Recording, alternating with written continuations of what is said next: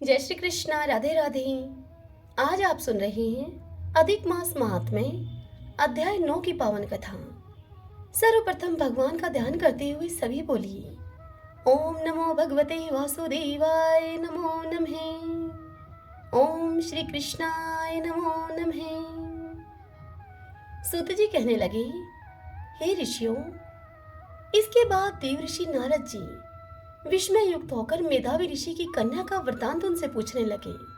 देव ऋषि नारद जी नारायण से पूछने लगे, हे मुने, फिर उस ऋषि कन्या ने वन में क्या किया? क्या किसी ऋषि ने उसके साथ विवाह किया? तब नारायण नारद जी से कहने लगे कि हे देव ऋषि, उस कन्या ने दुख के साथ अपने पिता का स्मरण करते हुए वहां आश्रम में रहकर कुछ काल व्यतीत किया। भाग्यवश एक दिन उस वन में अपनी इच्छा से विचरते हुए महाकोप वाले दुर्वासा मुनि वहां आ गए। दुर्वासा मुनि को आता हुआ देखकर शोक सागर में डूबी हुई उस कुमारी ने उठकर धीरज धारण करके मुनि के चरणों में नमस्कार किया। नमस्कार करके मुनि का नाना प्रकार के फलों से खूब आदर सत्कार करके उसने मुनि का पूजन किया। फिर मुनि से वह कन्या आदर पूर्वक कहने लगी। वह बोली, हे मुनि, आपको नमस्कार है। मुझ दुर्भागिनी के आश्रम में आपका कैसे आना हुआ? आपके आने से मेरे भाग्य का उदय हो गया है, या फिर मेरे पिता के पुण्य प्रताप से मुझको आप समझाने के लिए यहाँ आए हैं? आप जैसे महात्माओं के तीर्थ रूपी चरणों के रजकण को स्पर्श करके मेरा जन्म सफल हो गया है। जो आप जैसे महात्माओं का मुझको दर्शन हुआ है। इस प्रकार कहकर वह बाला उनके आगे चुपचाप होकर बैठ गई। तब दुर्वासा मुनि कुछ हंसकर उससे बोले कि धन्य धन्य हे ब्राह्मण पुत्री, तुमने अपने पिता के कुल का उद्धार कर दिया है। तब यह सुनकर वह कन्या बोली, हे ऋषि, आपके दर्शन मात्र से ही मेरा शोक समुद्र सूख गया है। हे मुने, इस समय जो आप यहाँ आए हैं, इसका परिणाम अच्छा ही होगा, और मैं उत्पन्न हुई महाअग्नि की ज्वाला से जल रही हूँ। इस अग्नि को आप शीघ्र बुझाओ। मुझे हर्ष उपजाने वाला और कोई नहीं दिखाई देता। मुझको धैर्य देने वाली न तो मेरी माता है, न मेरा पिता है, न मेरा भाई ही है। मैं दुख से पीड़ित किस प्रकार जीवन को निर्वाह करूं? जिस दिशा को देखती हूँ वही दिशा मुझे शून्य दिखाई देती है। अतः हे तपोनिधि, मेरे दुख का उपाय आप शीघ्र करिए।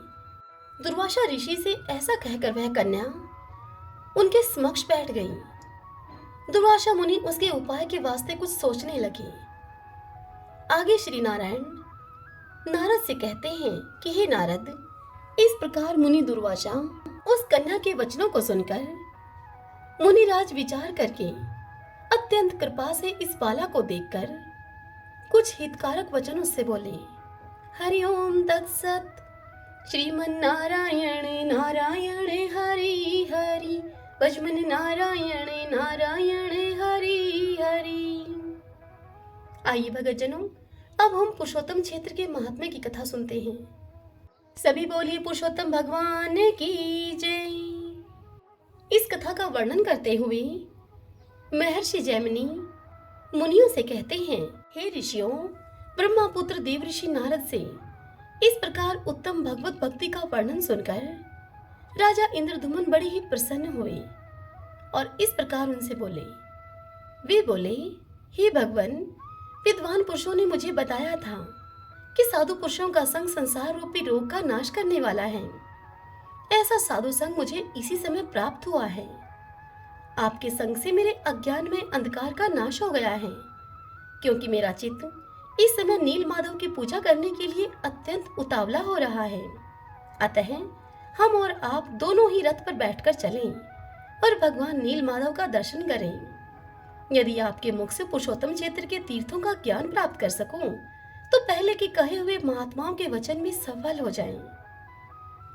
यह सुनकर नारद जी ने कहा कि हे राजन, यह तो बड़े हर्ष की बात है। मैं तुम्हें पुरुषोत्तम क्षेत्र और वहां के तीर्थों के दर्शन करवाऊंगा। उस तीर्थ में जो शक्तियां और शिव आदि हैं, उन्हें भी दिखाऊंगा। उस क्षेत्र के महात्म्य का भी परिचय दूंगा तुमको। तुम वहां भक्तों को आत्मसमर्पण करने वाले देवेश्वर भगवान जगन्नाथ का साक्षात दर्शन करोगे। इस प्रकार वार्तालाप करके दोनों राजा इंद्रदुमन और नारद ने प्रसन्नता पूर्वक दिन का कृत्य समाप्त किया और ज्येष्ठ शुक्ला पंचमी बुधवार को पुष्य नक्षत्र में उत्तम लगन आने पर यात्रा अनुकूल होगी, ऐसा अपने मन में निर्णय करके दोनों ने रात के समय एक ही स्थान पर शयन किया। फिर सवेरा होने पर नरश्रेष्ठ इंद्रदुमन ने अपने भाइयों के सहित नीलाचल पर जाने के विषय में अपने राज्य में यह घोषणा कराई कि हम लोग जीवन पर्यंत पुरुषोत्तम क्षेत्र में निवास करेंगे। राजा लोग अपनी रानियों, मंत्रियों तथा परिकरों के सहित रथ, हाथी, घोड़ा, खजाना और पैदल सेना साथ लेकर वहां चले। इस प्रकार आज्ञा देकर राजा इंद्रदुमन अपने आगे खड़े हुए नारद मुनि की परिक्रमा करके छड़ीदार सिपाहियों से घिरे हुए मध्य द्वार पर आए। इनके आगे आगे अग्निहोत्र की अग्नि लेकर जाई जा रही थी। वहां उन्होंने अपनी दाहिनी ओर ब्राह्मणों को खड़े हुए देखा जो मांगल्य सूक्त का पाठ कर रहे थे। राजा ने भक्ति से विनीत होकर वस्त्र, आभूषण, माला, सुगंध और अनुलेपन के द्वारा उन ब्राह्मणों का पूजन किया। उसी समय एक ही साथ सैकड़ों शंख बज उठे। उनके साथ और भी बहुत से बाजों की तुमुल ध्वनि महाराज ने सुनी। तदंतर वे मंदिर में भगवान विष्णु का दर्शन करने के लिए गए, जिनका स्मरण करने से मनुष्य सब प्रकार के कल्याण का भागी होता है। दिव्य सिंहासन पर बैठे हुए उन्हीं भगवान विष्णु का दूर से दर्शन करके उन्होंने साष्टांग प्रणाम किया और उपनिषदों की दिव्य वाणी से उनकी स्तुति करके दुर्गा जी के चरणों में भी उन्होंने अपना मस्तक झुकाया। तत्पश्चात उन दोनों देवताओं की परिक्रमा करके उन्हें पालकी में बिठाया और उनको आगे करके फिर प्रस्थान किया। बाहर के दरवाजे पर पहुंचकर उन्होंने अपना रथ तैयार देखा और परिक्रमा करके वे नारद जी के साथ उस रथ पर बैठे। इंद्रदुमन के रथ के दोनों ओर उनके अधीन राजाओं के अनेकों रथ शोभा पा रहे थे, जो नाना प्रकार के अस्त्र शास्त्रों से संयुक्त तथा ध्वजा पताकाओं से अलंकृत थे। उसी समय पूर्ववासी भी अपना अपना सामान लेकर तैयार हो गए और घोड़े, खच्चर तथा ऊंट आदि वाहनों पर चढ़कर वहां से सब चल दिए। राजाओं की सैकड़ों रानियां नपुंसक सिपाहियों से घिरी हुई अनेक प्रकार की सवारियों पर चढ़कर राजभवन से बाहर निकली। बड़े बड़े राज्य अधिकारी तथा विशाल सैनिक भी उनकी रक्षा में तत्पर थे। राजा के सामंत, मैत्री, सेवक, पुरोहित, ऋत्विक तथा राजा के व्यक्तिगत सेवक भी सब प्रकार के उपयोगी सामान साथ में लेकर चले। कोष के संरक्षण में नियुक्त किए गए राज कर्मचारी सारा खजाना साथ लेकर शीघ्र ही प्रस्थित हुए, जो अवसर के अनुसार राज सेवा में उपस्थित होते थे। सामान बेचकर जीविका चलाने वाले सेठ, व्यापारी, माली आदि भी अपनी अपनी विक्रय की वस्तुएं लेकर राज आज्ञा का पालन करते हुए चले। जिसके लिए जो मार्ग सीधा प्रतीत हुआ वह उसी से गया। नीलाचल पर पहुंचाने वाले कठिन से कठिन मार्ग के द्वारा भी लोगों ने यात्रा की। महाराज इंद्रदुमन समस्त पूर्ववासियों तथा हर्ष में भरी हुई चतुरंगनी सेना से घिरे हुए थे। जंगल का रास्ता जानने वाले पुरुष जो कि जंगल का रास्ता बतलाते थे, उसी से राजा यात्रा करते थे। मार्ग के दोनों ओर आने वाले देशों और वनों को देखते हुए वे बड़ी शीघ्रता से यात्रा कर रहे थे। महानदी के तट पर जहाँ वृक्ष बहुत कम थे तथा पर्वतीय गुफाओं के कारण जो स्थान बहुत ही प्रसिद्ध था, वहां उन्होंने अपराह्न काल का आवश्यक कृत्य करने के लिए अपनी सेना का वहां पड़ाव डाला। फिर अपने पुरोहित के साथ नदी के जल में उतरे और स्नान करके देवताओं तथा पितरों का उन्होंने तर्पण किया। तत्पश्चात विधि पूर्वक भगवान विष्णु की पूजा करके नारद जी के साथ बैठकर उन्होंने भोजन किया। जब सूर्य अस्ताचल के शिखर पर पहुंचे तब सायंकाल की उपासना पूरी करके राजा सभा में बैठे। उस समय उन्होंने श्रेष्ठ वैष्णवों को चंदन, माला और तांबूलों से पूजन किया। तदंतर भगवान के सर्व पापहारी चरित्र का श्रवण करने के लिए राज सिंहासन पर बैठे हुए मुनिवर नारद जी से राजा इस प्रकार कहने लगे। राजा ने कहा, हे नारद जी, आप वेद और वेदांगों की निधि हैं, भगवान के प्रिय हैं। आप श्री हरि विष्णु के परम भक्त हैं। यदि मुझ पर आपकी कृपा हो तो भगवान विष्णु की लीला कथा रूपी सुधा से मेरे मलिन अंतःकरण को आप शुद्ध कर दीजिए।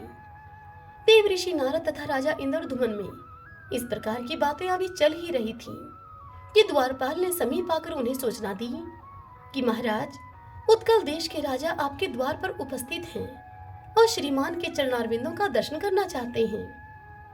तब राजा बोले कि श्रीमान ऑर्डर नरेश को आप शीघ्र ही भीतर लेके आओ। उनका दर्शन करके हम सब लोग पाप रहित हो जाएंगे। महाराज का यह वचन सुनकर द्वारपाल ने शीघ्र ही राज्यसभा में उत्कल नरेश का प्रवेश कराया।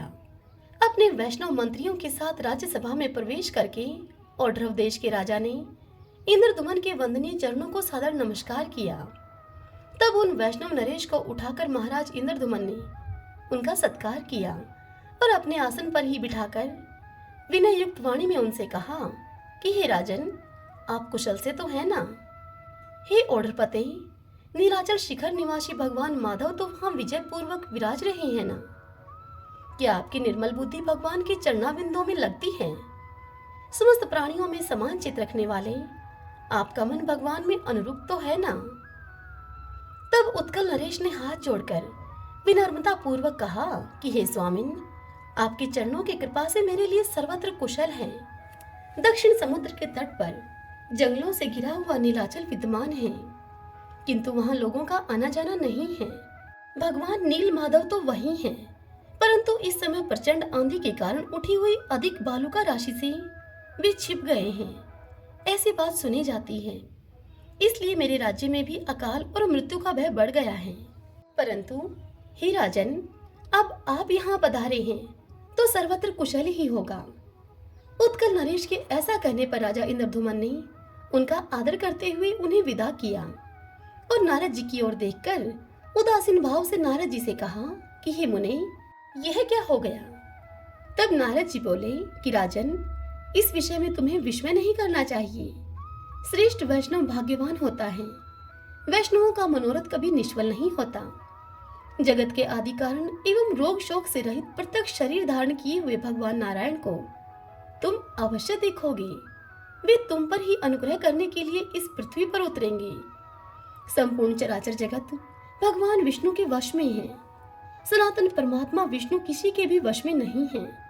वे भगवान भक्त वत्सल हैं, अतः केवल भक्ति के वश में रहते हैं। वे भगवान विष्णु की भक्ति ही धर्म, अर्थ, काम और मोक्ष रूपी चारों पुरुषार्थों की जड़ है। वह भक्ति ही भगवान को वश में करने का उपाय है। एक ही भगवान विष्णु अपनी माया से अनेक रूप में प्रकट हुए हैं, इसीलिए उन परमात्मा के सिवा और कोई भी सुख का कारण नहीं है। हे राजेंद्र, तुम ब्रह्मा जी की संतान परंपरा में पांचवें पुरुष हो और साथ ही श्रेष्ठ वैष्णव हो। तुमने 18 विद्याओं में पूर्ण विद्वता प्राप्त की है और तुम सदैव सदाचार में स्थित रहते हो। तुमने इस पृथ्वी का न्याय पूर्वक पालन किया है। विशेषतः तुम ब्राह्मणों के तो पूजक हो, अतः पुरुषोत्तम क्षेत्र में इन चरम चक्षुओं से भगवान पुरुषोत्तम का दर्शन तुम्हें अवश्य प्राप्त होगा। तुम्हारे इस कार्य में स्वयं ब्रह्मा जी ने मुझे नियुक्त किया है। पुरुषोत्तम क्षेत्र में चलने पर वह सब बात मैं तुम्हें बताऊंगा। इस समय रात का तीसरा पहर चल रहा है।